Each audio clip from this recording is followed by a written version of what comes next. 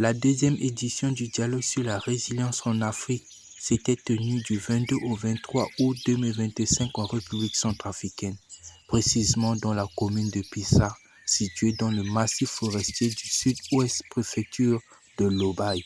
Elle a été organisée par l'ONG Global Eco Village Network, abrégé GEN-RCA, en partenariat avec le Centre pour l'information environnementale et le développement durable, abrégé CIED-RCA, et l'ONG Forêt Développement Durable, abrégé FDD, sur l'appui technique et financier de Resilient Fund et Global Initiative. Le thème, c'est lutter contre les crimes environnementaux au niveau communautaire.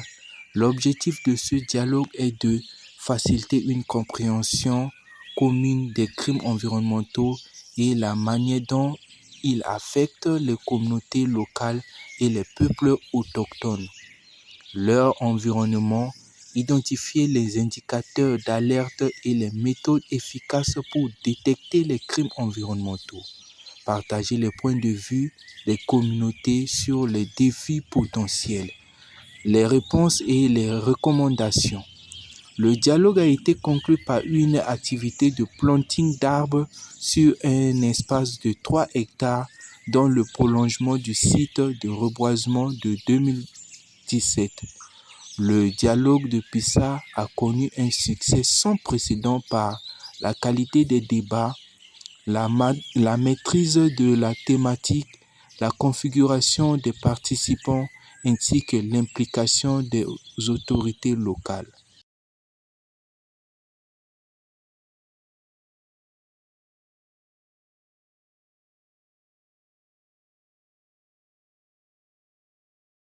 Nous allons particulièrement le choix porté sur la République centrafricaine, plus précisément sur la commune de Pissa, pour abriter cette deuxième édition du dialogue. Ce choix témoigne déjà la reconnaissance du rôle crucial du gouvernement, des autorités.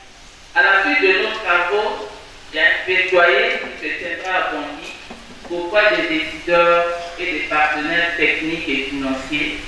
Nous comptons sur vos contributions afin de dégager les recommandations fortes. Au plus niveau de la nature, c'est un problème mondial. Nous sommes là pour vous accompagner, mais c'est à vous de trouver une solution ou des solutions locales. C'est à vous de réclamer la souveraineté sur vos ressources. C'est à vous de réclamer le contrôle de votre environnement. C'est à vous de décider de votre avenir et surtout de l'avenir des enfants. Ma prière est qu'un jour, nous ne puissions pas dire à nos enfants, il y avait des éléphants ici et il n'y en a plus. Ce serait une honte pour notre génération. Ma prière est qu'un jour, nos petits-enfants continuent de manger le poisson que moi j'ai mangé hier. Si nous leur disons il y avait du poisson dans nos rivières et il n'y en a plus, ils vont nous demander mais qu'est-ce que vous avez fait? Ma prière est que nos petits-enfants continuent de bénéficier de nos ressources forestières, continuent de bénéficier de nos ressources minières et qu'un jour nous disons nos forêts et nos mines nous ont servi. Nous espérons qu'en luttant contre la criminalité environnementale et surtout les crimes contre la nature, nos ressources ne vont plus servir à bâtir d'autres nations.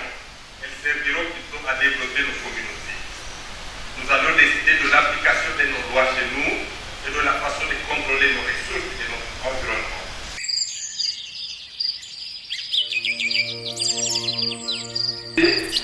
Bien est coupable de crimes environnementaux. C'est des expressions des espèces à grande échelle.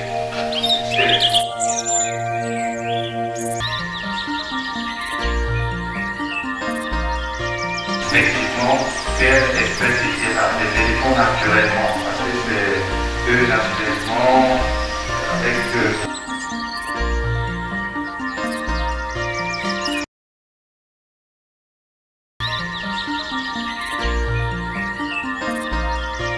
Effectivement, quelle espèce ici là, des éléphants naturellement, parce que c'est eux naturellement avec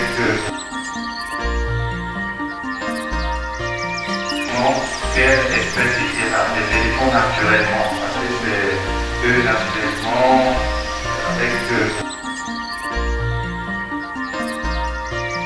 Ça paraît que l'autosaisine aussi que tout citoyen pourrait s'autosaisir pour dénoncer les actes de destruction de notre écosystème. Il a cité le cas de Bozou. Il y avait des ONG qui se sont levées à ce moment précis pour dénoncer ces faits. Mais vous avez vu la réaction contre cette ONG. C'est pourquoi je propose aux organisateurs de cet atelier, les organisations de la société civile qui sont impliquées dans la lutte contre les crimes environnementaux de faire un lobbying auprès de l'Assemblée nationale qui est chargé de voter les lois. Dans le cadre de la révision du code pénal et du code de procédure pénale, je faisais partie de ceux-là qui ont participé à l'atelier de validation. Ils ont pris en compte tous les textes qui répriment toutes les infractions au niveau national, y compris les infractions à l'environnement. Comme nous sommes en train de sensibiliser, je voudrais que cette ONG-là puisse faire un lobby auprès de l'Assemblée nationale pour qu'on puisse introduire certaines dispositions qui manquent à ces textes-là dans le code pénal afin d'avoir un document unique qui réprime les infractions dans notre pays. Il avait parlé de l'absence d'un certain nombre d'autorités qui devaient intervenir dans le cadre de l'environnement, de la protection de l'environnement. Pour son information, le ministère de l'Environnement est en train de former des policiers. Et j'ai le document à mon possession, peut-être à la fin de la formation. Je pourrais remettre ça à la coordonnatrice de l'ONG qui organise cet atelier. C'est intitulé Politique nationale des droits de l'homme. C'est un document mère de tous les droits de l'homme, que tout citoyen centrafricain doit suivre. Et donc, le droit à l'environnement, c'est un droit collectif. Ça fait partie des droits de solidarité. Ça fait partie des droits collectifs. Ça veut dire que si nous avons un environnement sain, c'est tout le monde qui doit bénéficier de ça. Ils sont là en dehors de notre frère qui est venu du Kenya. Il y a d'autres partenaires techniques et financiers qui pourront prêter main forte aux activités de lutte contre les crimes environnementaux.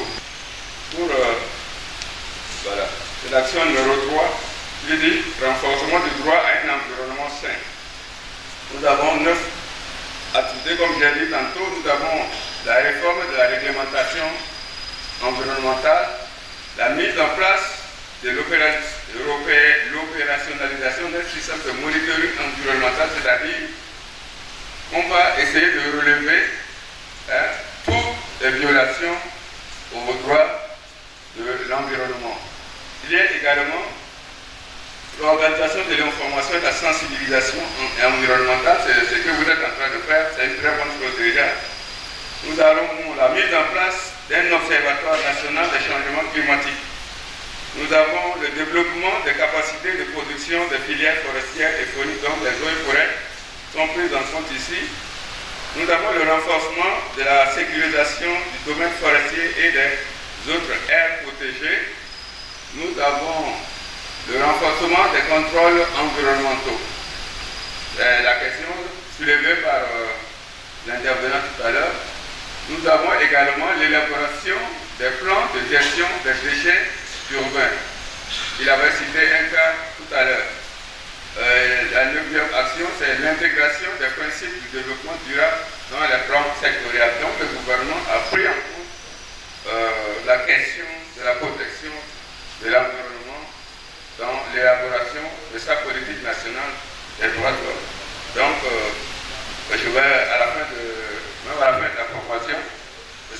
je pourrais mettre ce document-là à la coordonnatrice pour toute fin utile. Je vous remercie. Et donc, il va falloir déjà commencer à réfléchir tout en insérant ces aspects dont il a fait mention, non seulement les faiblesses, mais plus encore les forces de ce groupe, il faut les capitaliser. Il va être là pour nous, c'est tout à l'outil. Alors ça, c'est comme si il a des crimes sur le bassin. Il a combien de fois là, ça? Il est informé là, il sensibilise là, il renforce les capacités là, il a comité de relais là, c'est dans la bande de la toute la l'autre bien. Il y a à la fois quand il y a des téléphone à la télévision, il y a pour la vie. Donc, à ce jour, le monde a encore la visite, ça pour ça la maison là, à une petite état qui est externe là. Alors ça c'est comme si pour le fait que m'a dit plus là, il n'a les temps à y je vous en prie, à la spéciale, à la sortie des gens à l'aise. Vous voyez là, la passion à la une journée, le mari là, le matin, on l'avait, à June, le mari, il a été là. Merci. Son président, je vais donner la parole à mademoiselle Madame Keita. Merci, je vous remercie. Moi, c'est Baton Sundiata Keita. Je vais parler de la société forestière en Centrafrique. Là, présentement, je m'adresse au ministère de l'eau et forêt. Les sociétés forestières coupent souvent des bois qui n'est pas à l'âge de couper et ils coupent des petits bois. Qu'est-ce que vous en pensez? Ce dispositif, vous allez qui par rapport à cela? Et je parle aussi de l'autre Banga. Banga est dans la commune de Boda, et qui se situe à 35 km de Boda précisément. Les gens, avant c'était les sociétés russes qui coupent le bois là-bas. Même présentement là où je vous parle, si vous allez sur cette site, vous allez voir des bois qui sont encore au sol, qu'ils ont coupés, qui sont encore au sol, et les populations de Banga se plaignent par rapport à cela. Ce sont ce bois-là qui leur donne des chenilles, qui leur permet de vendre et s'occuper de leur petite famille, de subvenir aux besoins de leur famille. Et c'est aussi ce bois-là qui permet aux cocos, vous savez, nous sommes des Centrafricains, nous mangeons nos cocos. Et les cocos aiment mettre sur les grands arbres comme ça, qui poussent sur les grands arbres. Et ça permet aussi à ces populations d'aller cueillir les cocos, venir vendre, faire leur commerce qui permet de subvenir aux besoins de leur famille. Parce que c'est une petite village qui n'a pratiquement rien. Qu'est-ce que vous en pensez et quel est votre dispositif par rapport à cela? Et je m'adresse à M. Guy. Moi, je suis une mère célibataire qui a 3 enfants. Je l'avoue, je faisais cette activité, je coupe de bois et que je faisais des planches avec, je vends et je fais aussi le charbon. Je me souviens en 2024, Mme Cathy est venue ici à Bissa pour nous sensibiliser, pour nous dire de laisser cette activité qui détruit l'environnement. Ok? On a laissé cette activité. Mais vous nous dites de laisser cette activité, que vous ne nous donnez pas la moyen de nous vivre. L'argent ne vaut rien. Mettez-nous, donnez-nous une activité, formez-nous, qu'on puisse subvenir aux besoins de nos familles. Moi, j'ai laissé cette activité il y a cela 1 an, mais j'ai du mal à me tenir debout, à s'occuper, à subvenir aux besoins de mes enfants. Et qui me pousse même à dire que j'ai tort de laisser cette activité et d'abandonner tout parce que les enfants sont tous maintenant, et moi aussi. Donc, ce que j'ai à vous dire, monsieur Guy, quand vous nous dites d'arrêter l'activité qui nous permet de tenir debout, de vivre,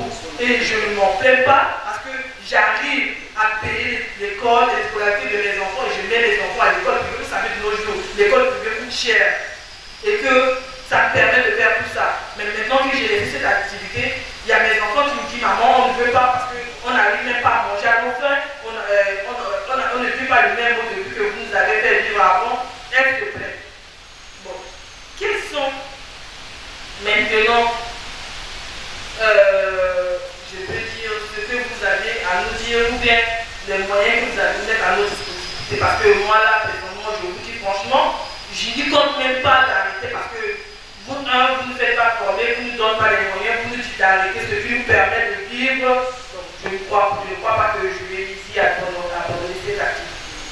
Merci. Ok, merci. Je crois que j'ai pris déjà les questions très rapidement comme ça, allant des sous-diamètres, machin, et des cas d'abandon. C'est ça, madame? Mais quand vous coupez dans une zone attribuée, dans un permis attribué par décret, c'est illégal. Non, je ne parle pas de ça. Je voulais la question par rapport aux sociétés forestières qui coupent des bois qui n'atteignent pas l'âge. Ah, au moins, vous avez l'expertise de dire que ça n'atteint pas l'âge. Mais vous savez, par essence, les diamètres sont pris en compte. Ce n'est pas toutes les essences qui ont les mêmes diamètres.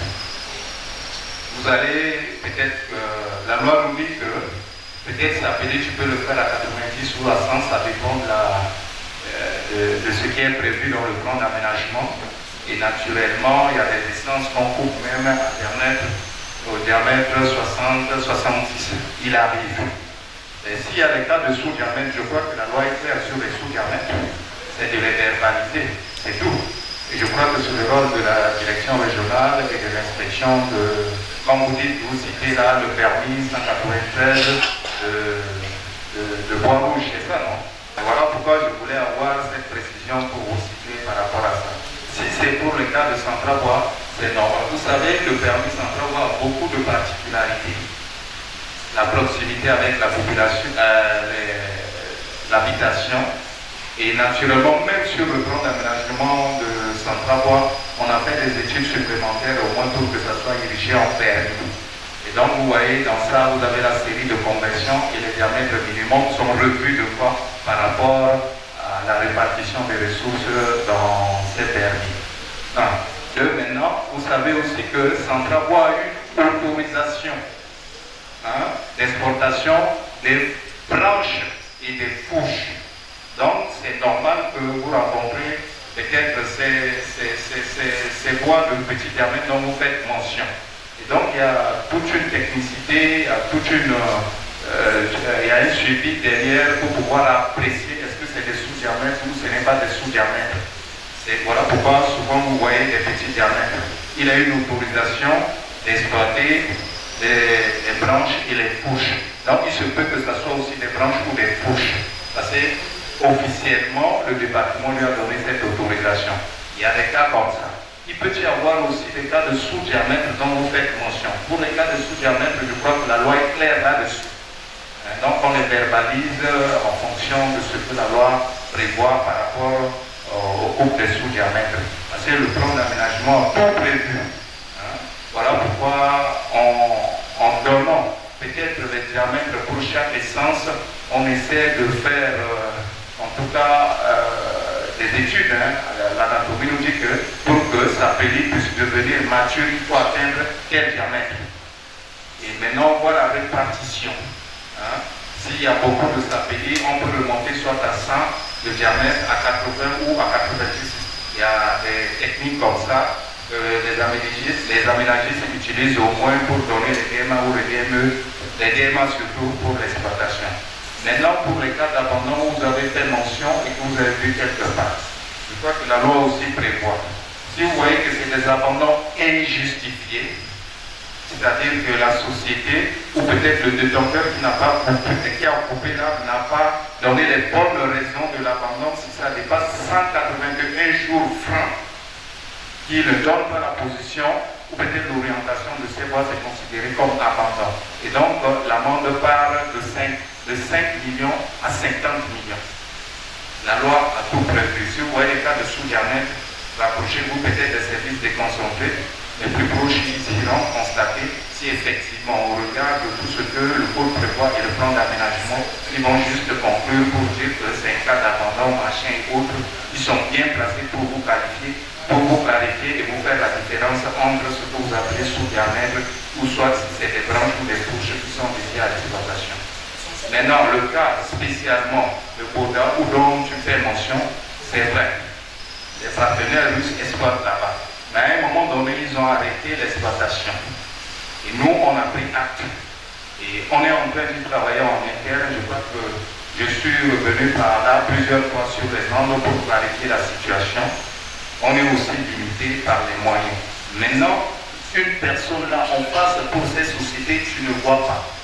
Et donc, ça rend difficile la manœuvre à nos services déconcentrés, particulièrement la direction régionale numéro 1 et l'inspection de la LOBAI qui s'occupe de ce permis.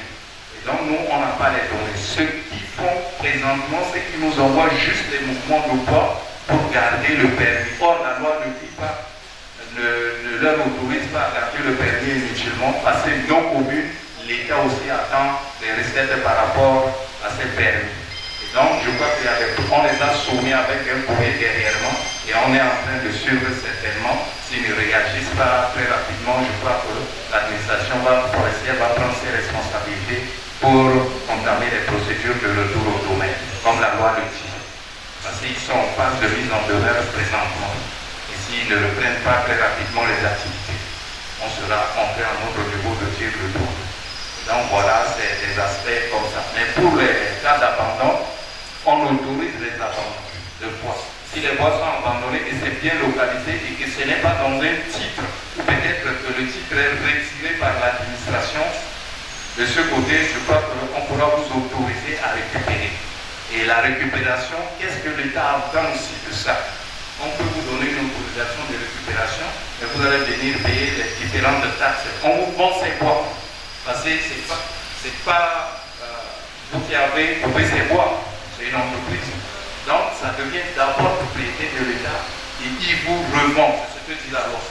Il vous revend, vous vendez, si vous voulez exporter, vous allez payer les différentes taxes sur ces bois ou quand vous voulez les transformer pour le marché local, on va vous autoriser des taxes à payer et vous allez les payer pour pouvoir entrer en possession de ces bois et de les valoriser comme vous le voulez. Donc voilà, ce sont ces aspects-là. Mais toutefois, si à ces cas, rapprochez-vous d'abord des services déconcentrés. Peut-être qu'ils ont des raisons techniques à mettre à votre disposition, comme c'est eux qui font le suivi sur le terrain, qui seront bien placés de vous dire que non, ce n'est pas des abandons, non, ce n'est pas des sous-diamètres, mais c'est comme ça. Et par là, vous serez en tout cas orienté par rapport aux techniciens. Mais faites confiance à vos techniciens. Merci. J'ai pris le pied en marche, mais c'est comme ça que je peux répondre à la question. Merci beaucoup. Merci. Nous passons à la deuxième question de Mme Keita. Vous allez poser la question à M. Jacques. M. Jacques, vous avez compris la question? Ok. Merci Mme Keita pour la question. J'avais bien noté, j'ai compris votre préoccupation. On sait très bien que lorsqu'on résout un problème, cela agente d'autres problèmes. Et j'ai compris qu'il y a un autre problème qui a été agenté. On abandonne la coupe du bois. Alors, on fait comment pour continuer de vivre? Alors, je ne peux pas dire que je vais donner une réponse directe à la question parce que c'est une question qui nécessite une réflexion. Cela signifie que nous allons retourner dans notre concept de programmation. On dit qu'on a proposé une solution, et cette solution a créé un autre problème. Et quelle est la solution qu'on apporte au problème qui a été créé?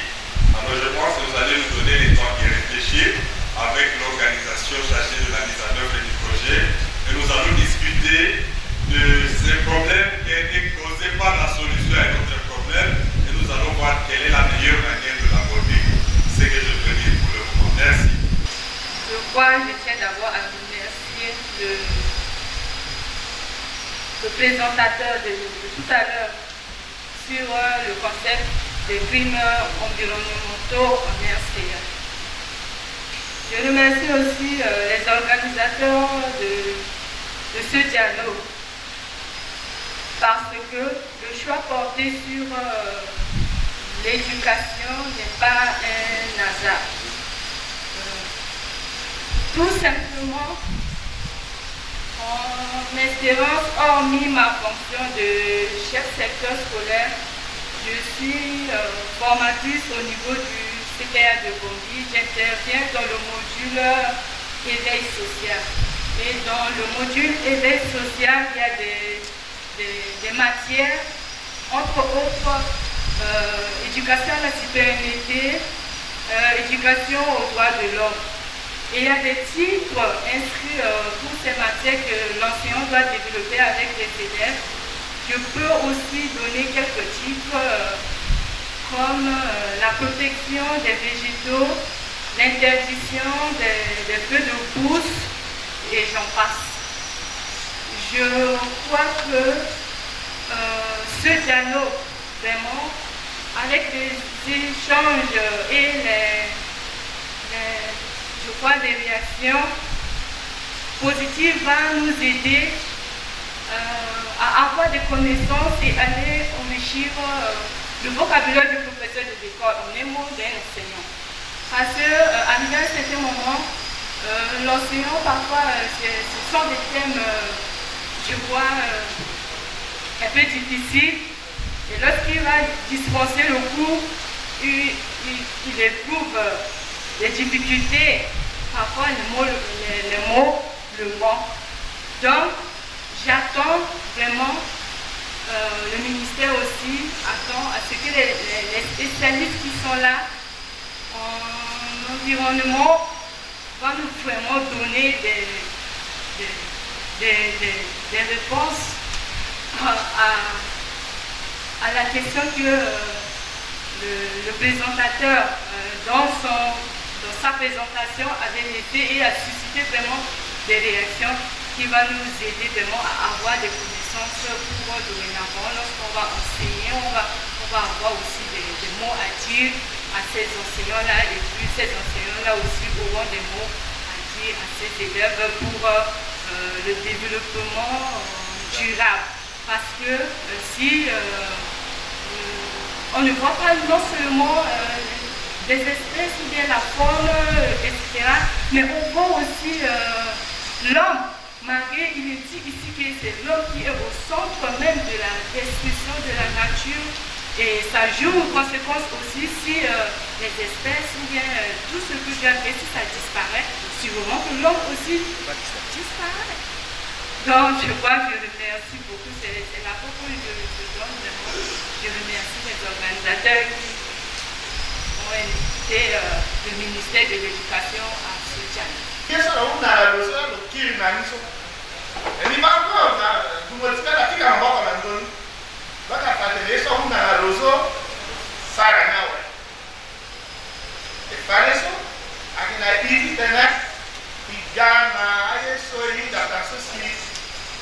Modérateur international, il va à l'Italie au forêt, ça a une contribution. Même l'Italie, on va prendre une fois, le Paris, mais avec la guerre, ils sont qui là quand tu la paix. Qui là quand tu c'est comme si là de là le zine, si le matin t'es ça paix, il banne comme ça paix. Mais le pays, t'as ennemi la proposition. Il va prendre la paix. Il va gagner sur le biseau. Il est derrière. Il mourit, il est derrière ça. Aux organisateurs, je ne sais pas trop cette préoccupation. Je n'ai pas vu de donation des policiers, depuis dans la zone. Je crois qu'il suffit d'avoir son arme de fabrication artisanale. Je peux me lever à tout moment pour aller chasser. Est-ce que vraiment ce n'est pas important de ressortir cet aspect qui va aller dans le sens de d'initier une loi? Par exemple, désormais, en République centrafricaine, à partir de telle période à telle période, la pratique de chasse ou de pêche est strictement interdite. Et si les policiers étaient là, si les gendarmes étaient là, si les magistrats étaient là, ça va nous permettre maintenant de s'approprier de cette loi. Et si c'est interdit de telle période à telle période de pratiquer la chasse, et la personne qui va être surprise en train de pratiquer la chasse, qui est la période au moment interdit, sera l'objet d'une poursuite judiciaire. Ça, c'est une petite préoccupation. Et en ce qui concerne l'expérience, quand je venais de l'étudier tantôt, je viens à peine de chanter le fusil des armes de la procureur de la République. Et je parle sous le contrôle du directeur régional des eaux et forêts qui est là. Avec lui, on a eu vraiment beaucoup à travailler. Mais je vous avoue que je reçois pour allant dans le centre d'attendé à Mali, on va chez moi là, et puis ceux qui savent à quoi, ceux qui savent voilà, on va changer d'ordonnée, et des gens racontaient des choses dans mon nom, et à un moment là, j'étais à la maison, un parent était de numéro 10. Il me dit, ma cadette, tu es trop jeune, l'autre jour, commençait carrière, je connais, c'est pour ça que la question. Parce que il dit, tu m'as fait beaucoup, il m'a proposé surtout à mi-bois. J'avais posé la question, est-ce qu'il y a un promotion de ce à mi-bois ici? Donc, mon garçon, là, on a fait avec toi, qui est déjà dit, que toi, qui est activité, tout le monde a envoyé des messages. Et donc, vous voyez, des propos comme ça, c'est des propos de nation. Et voilà. Donc, c'est pourquoi j'avais posé la question de savoir est-ce que les représentants de cette identité se trouvent ici présents dans la salle pour qu'eux-mêmes ils comprennent avec l'exposé qui vient de se passer combien nous-mêmes nous déposons l'environnement dans lequel nous vivons. Aussi, les chefs de village, les chefs de quartier, je ne les accuse pas parce que l'exposant ici vient de citer les forestiers comme complices et on a vu la réaction, excusez-moi. Mais il y a ces chefs-là, à cause de cette mission, à cause de cette mission qui permettent aux étrangers, même aux Africains de détruire la nature. Est-ce que ces chefs qui sont là dans la salle, est-ce qu'ils ont mesuré combien cette coupe illégale d'arbres contribue à la destruction de la nature? Et la destruction de la nature, nous-mêmes nous vivons ça. Par exemple, l'année dernière, la population demeurait elle-même certaine parce qu'il n'y avait pas de chenilles. La population de la Lora est une population qui vit pour la plupart des produits de direct. Et si nous-mêmes, nous contribuons à la destruction de cette nature, mais à un moment, on va parler des chenilles, donc on comprend notre histoire. Donc c'est à vous de prendre conscience. Voilà, je crois que je vais m'arrêter là. Je vais bien arrêter de demander à tout le monde. Je vous remercie. Merci vivement le magistrat pour sa présentation qui a été très riche et contextualisée. Et j'aimerais répondre à certaines préoccupations soulevées par lui, mais aussi par Madame la présidente du tribunal, surtout concernant le fait de n'avoir pas invité la gendarmerie et la police. Donc, je prends cette responsabilité au niveau des résidents. C'est nous qui avons encouragé nos partenaires à ne pas inviter la gendarmerie et la police parce que, de par nos expériences avec les autres dialogues, on a compris que, étant donné que nous travaillons avec les communautés locales, les membres des communautés locales n'arrivent pas à s'exprimer librement lorsqu'il y a des forces armées dans la salle. Alors nous nous sommes dit désormais pour les dialogues de résilience, on ne va pas inviter les forces armées, mais lorsqu'il y a des recommandations qui les concernent, maintenant les organisateurs vont s'adresser directement aux forces armées après le dialogue. Et cela permet de rendre le dialogue beaucoup plus convivial, mais aussi de lutter contre un autre problème que je dois avouer. Dans plusieurs contextes africains, je ne connais pas le cas spécifique de la Centrafrique, de voir certains membres des forces armées sont aussi complices dans la criminalité environnementale. Ils sont utilisés par les autres acteurs. Ce qui fait que lorsque certains membres sont aussi complices, font partie des discussions, et vous allez constater que les discussions se tournent contre certaines personnes, ce qui constitue un défi ou une source d'insécurité pour certains qui ont tenu certains propos. Alors nous nous sommes dit désormais dans les dialogues, on va faire en sorte que les forces armées, la gendarmerie et tout ne soient pas dans la salle, mais les recommandations qui les concernent soient directement canalisées de façon à avoir un échange direct avec eux. C'était la première réponse. Et concernant la coopération internationale, monsieur le magistrat, j'ai bien noté. Évidemment, je ne représente pas la communauté internationale, mais au moins je suis un acteur international. Je représente un partenaire international. Et je pense que les partenaires internationaux ont les mains ouvertes. Donc, l'expertise est déjà disponible, les ressources sont disponibles, mais aujourd'hui on est dans la logique de décoloniser toutes les conversations, y compris sur la criminalité environnementale. Qu'est-ce que cela signifie? Cela signifie que les partenaires internationaux attendent que les partenaires nationaux viennent avec des propositions pour dire voici, nous voulons faire ceci, est-ce que nous pouvons obtenir votre soutien? Au lieu que les partenaires internationaux viennent et disent ah, il faut faire ceci, il faut faire cela parce que cela est contre-productif. Alors je pense que nous sommes ouverts à la logique qui va découler de ce dialogue. Donc une fois les recommandations seront formulées et une feuille de route sera tracée, on va maintenant analyser ces recommandations et cette feuille de route auprès des partenaires internationaux et dire au niveau de la Centrafrique, voici la feuille de route, voici ce que les acteurs nationaux et les communautés locales sont prêts à faire, est-ce qu'on peut les accompagner? Et je pense que si on continue dans cette logique, ça va beaucoup profiter et à l'État, mais également aux communautés locales. Et je vais donner par exemple, je vais faire référence à l'Alliance mondiale sur la criminalité contre la nature. Bon, c'est l'expression anglaise qui est beaucoup plus formulée. Nature Crime Alliance, qui est en train de mener un plaidoyer à l'international, mais également au niveau des États, pour réformer les lois nationales de façon à se focaliser sur les crimes qui ont le plus d'impact sur la nature et les détacher des autres crimes environnementaux. On se dit qu'il ne faut pas mettre dans le même panier la dame qui pollue la rivière avec le détergent et la multinationale qui exploite illégalement la forêt. Alors donc c'est là que dans mon allocution j'ai fait référence aux crimes contre la nature et aux crimes environnementaux dans l'ensemble.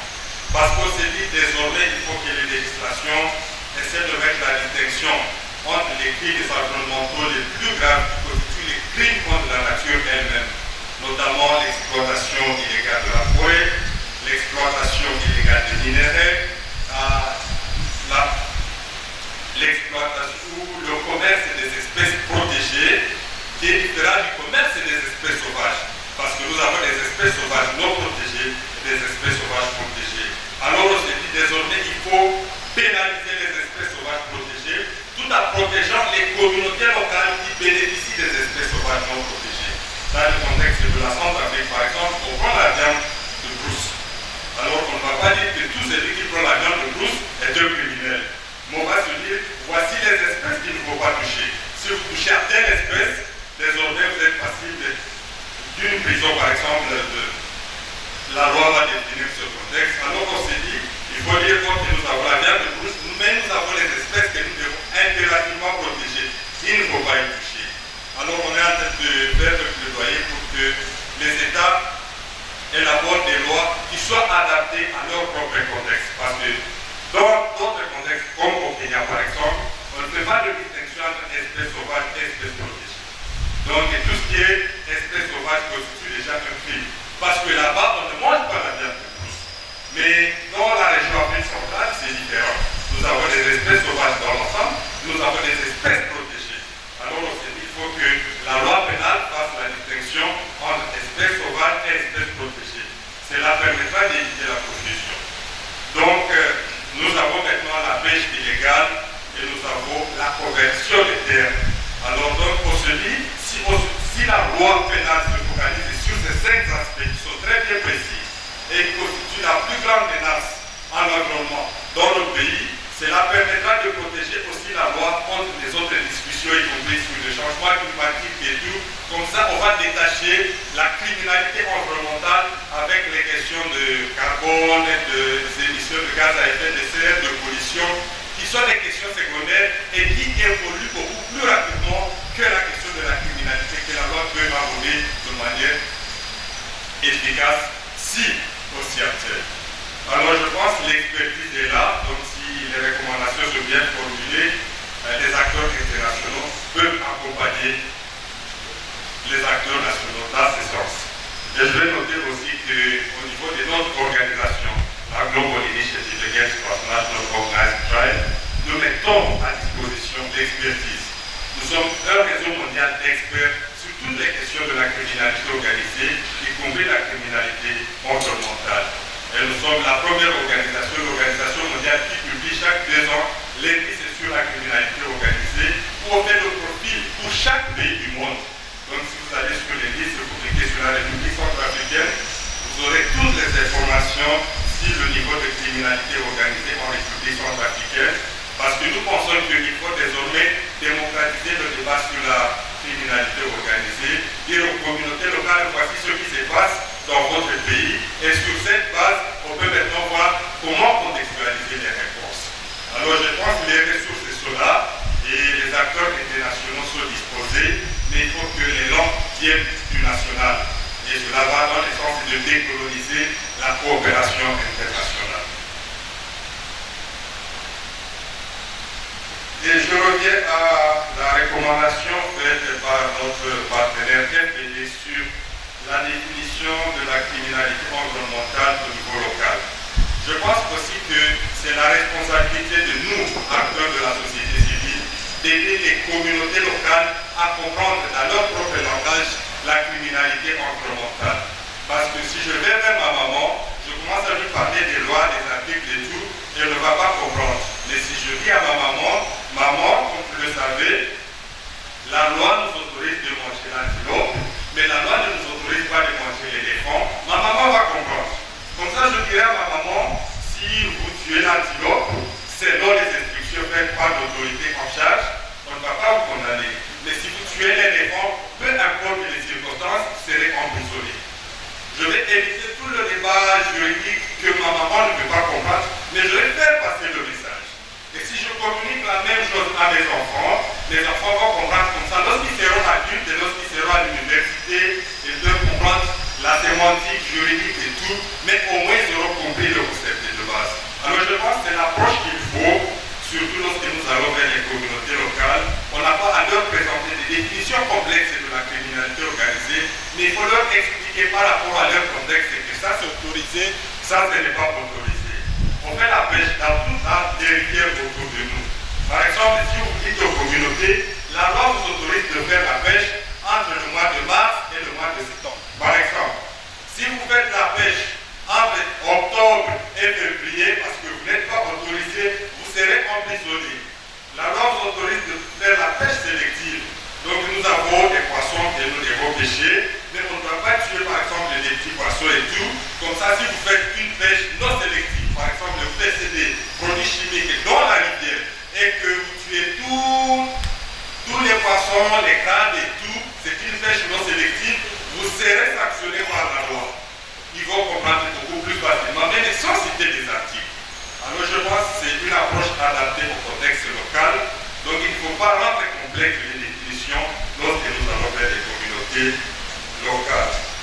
Aussi, je voulais mettre en garde contre le langage des amendes, parce que le langage des amendes, il est contre-productif, surtout en matière environnementale et en matière de criminalité organisée dans l'ensemble.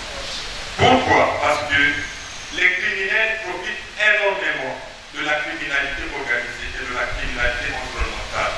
Si ces sociétés et ces personnes qui exploitent illicitement les ressources, vous leur demandez de payer même 5 millions de dollars, ils vont payer parce qu'ils ont toutes ces ressources. Mais si on impose des sanctions qui touchent directement à leurs intérêts et à leurs personnes, on va gérer la question autrement. Donc je pense que lorsqu'on élabore des lois, lorsqu'on fait la révision des lois, il faut mettre de côté la question des amendes. Parce que cette question des amendes transforme aussi les institutions chargées du respect des lois en institutions génératrices de revenus. Ce qui n'est pas mauvais, mais au même moment c'est contre-productif lorsqu'il s'agit de la protection de l'environnement. Parce que les gens se disent, ok, je vais commettre le crime, je vais en profiter, puis je vais payer l'amende. Et les gens, lorsque vous allez vers eux, ils demandent, vous voulez combien? Même lorsque vous allez pour des missions d'inspection, on vous demande, bon, vous voulez combien? On vous donne parce qu'on pense que vous êtes venu chercher l'argent. Vous n'êtes pas venu protéger la nature. Alors je pense qu'il faut aussi aborder, surtout avec le législatif et les institutions chargées du respect de la loi, la question à l'efficacité de la loi. Merci. Oui, bonjour aux participants à l'atelier. Comme mes prédécesseurs, je voulais féliciter l'orateur pour sa brillante cette formation-là. Ici, comme c'est un dialogue communautaire, j'ai des difficultés à continuer en français parce qu'il faudrait que la communauté soit vraiment impliquée de ce que je veux dire ici en tant que praticien. Je suis praticien parce que je suis l'inspecteur des eaux et forêts, qui suis le responsable après le directeur régional de la mise en œuvre de suivi et de répression des crimes environnementaux. Donc, mon intervention, c'est peut-être un partage d'informations ou bien d'expérience. Je vais m'articuler sur au moins 3 petits points. Le premier, c'est de rappeler un peu les infractions courantes que nous rencontrons dans l'exercice de nos activités. Le deuxième point, c'est les avancées du ministère des Eaux et Forêts dans le cadre de mise en œuvre de la lutte contre les crimes environnementaux. Et le dernier point, le troisième, c'est les difficultés que nous rencontrons sur le terrain dans le cadre de nos activités régaliennes dans la lutte contre les crimes environnementaux. Au premier point, je vais commencer par dire aux compatriotes ici présents en langue nationale. Aïda, visite déléguée, Aïe, là, c'est une infraction sur le ministère du Eaux et Forêts à Kenny, sur les Kisara sur les crimes environnementaux. Donc, il y a casse et des femmes. Molondo, Mokofayaka, Mofaki, Kwena, Mokwenani, voilà, Molondo, Mosi, n'a pas de place, Moté, Bakodi, Moto, Moza, so à une crime environnemental là parce que Mokoba, Njoni Tuti, Mokoba, Bako, Mokoba, Mosoro, ça, n'est pas qu'on a cessé. Dans ces parties à Katimo. Où c'est ni à que il soit une exploitation minière. Donc, on a eu ta voici. A commencé à Bobango, qui tenait la diamant. Son niveau à Gwenéa, qui soit une crime environnemental. Donc, on a société forestière à exploiter Bako, soit il est contrôlé, si l'on respecte le plan d'aménagement, soit il est à quelqu'un qui n'est pas d'appel.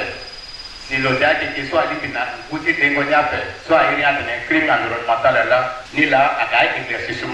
Là, il faut que il y a des techniciens dans le terrain qui sont il y a des politiques à faire, mais il y a des actes de Zokoko, il n'y a pas de responsabilité sur nous, il y a aussi quand la vague pour ton allo, ça reste. Merci. En tout cas, chapeau, dans le dossier de vote. Petit mot foncier aussi dans l'appui du bon Tineka. Et Tineka, il y a un bon, c'est un peu de la tête de main, ils sont gagnants de l'or, peut-être de la présentation de la encore, sur le même. Du monde, il y a des présentations qui a il est dans le site, si ça fait que les reboisements qui sont fonctionnés dans l'autisme. D'accord, qui rend d'abord dans ça, qui comme les dates, les sociétés, qui rend l'école de